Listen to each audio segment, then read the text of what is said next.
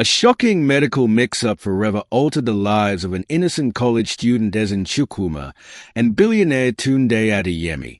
In a desperate attempt to secure his legacy, Tunde left his sperm at a hospital for surrogacy, but an accidental insemination implanted it into Ezinne, a virgin who had unknowingly become pregnant. The revelation rocked both their worlds, igniting scandals, betrayals, and intense scrutiny. Tunde's fiancée, Adesuwa, driven by envy and greed, launched a relentless campaign to discredit Ezinne and protect her claim to Tunde's wealth. Adesuwa vowed she would make Ezinne's life miserable, calling her a gold digger. Among her schemes was a fabricated scandal accusing Ezinne of falsifying her background to win a scholarship, further tarnishing Ezinne's reputation. Tunde sat in his office, staring at the latest headlines. Despite his efforts, the fabricated scholarship scandal had gained traction. His frustration boiled over as he dialed Ezinne's number. "We need to meet. Now," he said firmly. Ezinne hesitated but agreed. They arranged to meet at a discreet location away from prying eyes. Later that evening, Tunde arrived at a quiet cafe. Ezinne was already there, her face pale and her hands trembling. Tunde leaned forward, his voice gentle but determined. "Ezinne, I believe you. This attack is targeted, and I won't let them ruin your life." His words brought her some comfort, but she couldn't help feeling overwhelmed. Meanwhile, Adesuwa's investigator had been tailing Tunde. From a parked car nearby, he snapped photos of their meeting, ready to report back. Little did Adesuwa know, this move would soon backfire and push Tunde further away. Adesuwa's efforts to destroy Ezinne's reputation had an unintended consequence. Ada, Ezinne's loyal friend, reached out to a journalist known for exposing the truth behind scandals. "This story isn't what it seems," Ada said, handing over evidence of the scholarship's legitimacy. The journalist, intrigued by the injustice, agreed to investigate. Within days, a counter-story emerged, exposing the fabricated documents planted by Adesuwa's investigator. The headline read, "Billionaire fiancé linked to smear campaign." The tables were turning, and Adesuwa's pristine image began to crack. Ezinne, though relieved, knew this was only the beginning. She'd need to stand strong against the storm that was still brewing. But now she had an unlikely ally in the press. Tunde had enough of the chaos. In a televised interview, he addressed the rumors directly. "The woman carrying my child has faced baseless attacks. I stand by her," he declared. His bold statement sent shockwaves through the media. Adesuwa watched the interview from her lavish penthouse, her anger reaching a breaking point. "He's humiliating me publicly for that girl," she spat. She called her lawyer, determined to escalate her plans. Meanwhile, Ezinne was taken aback by Tunde's public support. Why would he risk so much for me? She wondered. Though grateful, she couldn't shake the fear of what Adesuwa might do next. At home, Ezinne's mother struggled to reconcile her daughter's innocence with the relentless gossip. "Ezinne, I need to hear the truth from you," she said, her voice soft but firm. Ezinne recounted the hospital visit and the shocking revelation of the mix-up. Her mother listened, her expression shifting from doubt to disbelief. "How could this happen?" she whispered. Realizing her daughter's pain, she pulled Ezinne into a tight embrace. "We'll get through this together," she promised. For the first time, Ezinne felt the warmth of her mother's support. Adesuwa, refusing to be outdone, hired a PR firm to launch a smear campaign against both Tunde and Ezinne. "Paint him as irresponsible and her as a schemer," she instructed. The campaign gained traction, casting doubt on Tunde's judgment and Ezinne's character. Social media exploded with debates, dividing public opinion. Adesuwa felt victorious, but her triumph was short-lived. Unbeknownst to her, Tunde had hired his own legal and PR team. They were already working on a counter-campaign to expose Adesuwa's manipulations. Tunde's investigator struck gold. He uncovered recordings of Adesuwa's meetings with her PR team, outlining her plans to discredit Ezinne. The evidence was damning. "Release it," Tunde instructed his team. The next day, the recordings went viral, leaving Adesuwa scrambling to control the damage.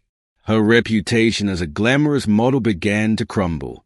Ezinne, though still wary, felt a flicker of hope. For the first time, the narrative was shifting in her favor. As the weeks passed, Tunde and Ezinne's relationship began to deepen. He visited her more frequently, bringing small gifts and offering emotional support. "You don't have to face this alone," he told her. Ezinne, initially guarded, started to let her walls down. She saw a side of Tunde that wasn't defined by wealth or power, but by kindness and vulnerability. Their growing bond didn't go unnoticed. Adesuwa, still reeling from a public disgrace, vowed to tear them apart. One evening, Ezinne received an anonymous note slipped under her door. "Leave Tunde, or face the consequences," it read. Her hand shook as she showed it to Tunde. Tunde's jaw tightened. "This has gone too far," he said. He hired round-the-clock security for Ezinne and her family, determined to protect them at all costs. Adesuwa, seeing her scare tactics fail, decided to take matters into her own hands. She began plotting her most dangerous move yet. Tunde filed a lawsuit against Adesuwa for defamation and emotional distress caused to Ezinne. The courtroom became the new battleground. Adesuwa's lawyers argued that she was merely defending her position, but Tunde's team presented irrefutable evidence of her schemes. The trial captivated the nation, with public sympathy gradually shifting toward Ezinne. For Ezinne, the experience was harrowing, but Tunde's unwavering support kept her going. "We'll win this," he assured her.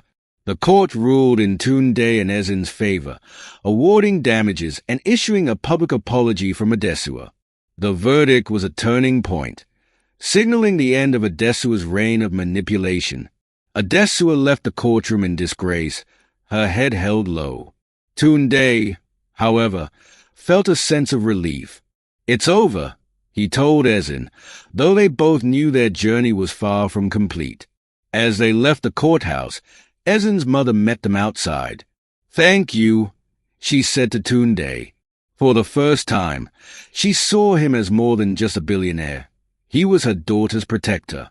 After the court ruling, Tunde and Ezinne found themselves at a crossroads. "What's next for us?" Ezinne asked, her voice filled with uncertainty. Tunde took her hand gently. "We build a life together, not just for us, but for our child," he said.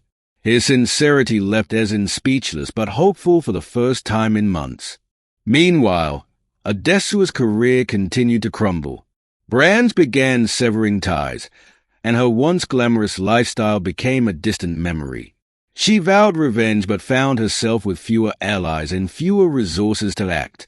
As Adesuwa's public image deteriorated, she spiraled into desperation. She began reaching out to old contacts, hoping to salvage what remained of her career. But doors that were once wide open were now firmly shut. "You brought this on yourself," one former associate told her coldly. Adesuwa's once unshakable confidence began to waver, replaced by bitterness and regret. Despite her struggles, she remained fixated on Tunde and Ezinne. "If I can't have him, no one can," she whispered, her mind racing with dark ideas. Tunde surprised Ezinne with a private dinner at his estate. Under the moonlit sky, he dropped to one knee, holding out a ring. "Ezinne, will you marry me?" he asked, his voice steady but filled with emotion. Ezinne's eyes widened in shock. "Tunde, I don't know what to say," she stammered. "Say yes," he replied with a smile. "Let's face the world together." With tears in her eyes, Ezinne nodded. "Yes," she whispered.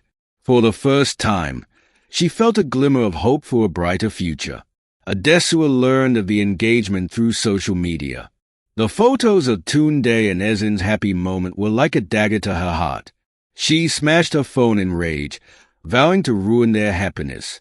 She began digging deeper into Ezinne's past, looking for any weakness she could exploit.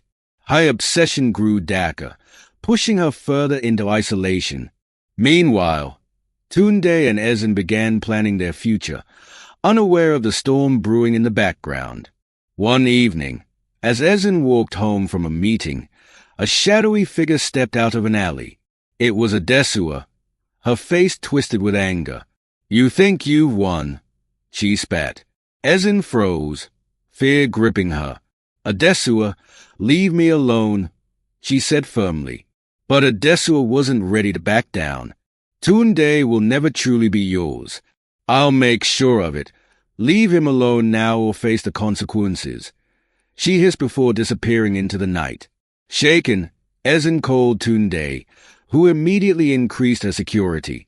"She's crossed a line," he said, his protective instincts kicking in. Tunde had had enough. Determined to end Adesuwa's threats once and for all, he confronted her at her penthouse. She opened the door, her eyes narrowing at the sight of him. "What do you want?" she hissed. "I want you to stop this madness," Tunde said firmly, stepping inside. "Ezinne and I are moving forward, and nothing you do will change that." Adesuwa laughed bitterly, but the cracks in her demeanor showed. "You think she'll make you happy?" Adesuwa snapped. "She doesn't belong in your world." Tunde's voice softened but remained resolute. "It's not about the world, Adesuwa. It's about who stands by me and who tears me apart. Leave us alone." Despite the heightened security, Ezinne couldn't shake the feeling of being watched. Determined not to live in fear, she decided to take control of her narrative. She contacted the journalist who had helped Ada earlier. "I want to share my side of the story," Ezinne said. The journalist agreed, and they worked together to publish a heartfelt piece detailing her journey, the mix-up, and the challenges she had faced. The article went viral, with many readers praising Ezinne's courage. For the first time, public sentiment shifted fully in her favor. Ezinne felt a renewed sense of strength, ready to face whatever came next. As Tunde and Ezinne's relationship grew stronger, they began planning their wedding. It was a small, intimate affair, far from the lavish ceremonies expected of someone of Tunde's status. "I want this to be about us," he told her. Ezinne hesitated, unsure she could fully embrace Tunde's world. "Will people ever accept me?" she asked. Tunde took her hand. "It doesn't matter. What matters is that we accept each other." The date was set, and invitations were sent. Adesuwa, seeing the wedding announcement, felt her grip on Tunde slip away completely. Adesuwa couldn't bear the thought of Tunde marrying Ezinne. Desperate, she contacted an old associate, someone willing to do her dirty work for a price. "I need you to ruin their wedding," she said. The associate hesitated but agreed after Adesuwa offered a hefty sum. The plan was set in motion. A scandal would erupt during the ceremony, intended to humiliate Ezinne and sabotage the marriage. Unaware of the impending threat, Tunde and Ezinne focused on their preparations, blissfully unaware of the storm brewing in the shadows. The day of the wedding arrived, a beautiful sunny morning filled with hope. Ezinne looked stunning in her simple but elegant gown, and Tunde's love for her was evident in his eyes. As the ceremony began, whispers spread among the guests. A man in a dark suit stood at the back, holding a folder of incriminating evidence. Just as the vows were being exchanged, he stepped forward. "Stop the wedding," he shouted, causing a gasp to ripple through the crowd. All eyes turned to him as he held up the folder, but before he could say more, Tunde's security team intercepted him. The man's claims were swiftly discredited as Tunde's security team revealed his ties to Adesuwa. Tunde addressed the guests, his voice calm but firm. "This is another attempt to tear us apart. It won't work." Ezinne, though shaken, stood tall beside Tunde. "We won't let this overshadow our love," she said, earning applause from the guests. The ceremony continued, and they exchanged their vows with renewed determination. Adesuwa, watching from afar, realized her plan had failed. She threw her phone in frustration, finally beginning to grasp the consequences of her actions. With the wedding behind them, Tunde and Ezinne focused on building their future. They welcomed their baby, a beautiful girl named Tammy, who became the center of their world. Ezinne's confidence grew as she embraced her role as a mother and partner. She started a foundation to help young women navigate life's challenges, inspired by her own experiences. Tunde, meanwhile, found a renewed sense of purpose, balancing his business empire with his growing family. Together, they proved that love could overcome even the most daunting obstacles. Adesuwa's life continued to unravel. Her debts mounted, and former allies distanced themselves. She reached out to Tunde, desperate for a lifeline. "I need your help," she pleaded. Tunde listened but remained firm. "You've caused enough harm, Adesuwa. It's time for you to face the consequences of your actions." She left his office, her once glamorous life reduced to a shadow of what it had been. Though she resented Ezinne, Adesuwa couldn't deny that she had lost. The realization left her with a bitter taste, but it also marked the beginning of her journey to redemption.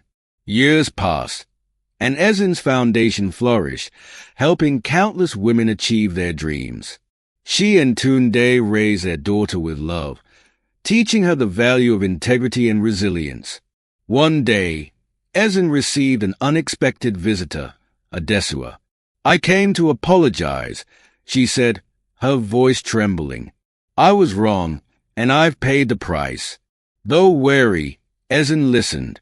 Forgiveness didn't come easily, but she chose to let go of the past. "I hope you find peace," she said, offering a small but genuine smile. Tunde and Ezinne's story became an inspiration, a testament to the power of love and perseverance.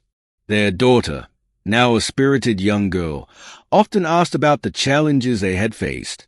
"We never gave up on each other," Tunde would say, his eyes filled with pride. Ezinne added, "And we always chose love, even when it was hard." Their legacy wasn't just their family or their success. It was the example they set for others. Together, they proved that even in the face of adversity, love could prevail.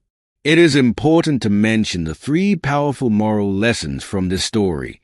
From the accidental insemination to the relentless attacks on her character, Ezinne's journey teaches the importance of standing strong in the face of adversity. Her ability to maintain integrity and seek truth, despite the overwhelming challenges, highlights that perseverance and resilience can turn even the darkest situations around. Tunde and Ezinne's growing bond illustrates that genuine love is built on trust, respect, and mutual support. Tunde's unwavering belief in Ezinne and his efforts to protect her, even at great personal and professional cost, emphasize the transformative power of love in overcoming life's trials. Adesuwa's descent into bitterness and revenge serves as a cautionary tale about the destructive nature of jealousy. Her manipulative actions not only failed to achieve her goals, but also led to her public and personal downfall. The story underscores the importance of self-awareness and choosing kindness over resentment. Hey, dear lovers, I hope you enjoy watching this dramatic tale. Please subscribe, like, and share. I will love to know the moral lessons you learned from this story. Please share this story with your family and friends. Thank you. Stay blessed and positive.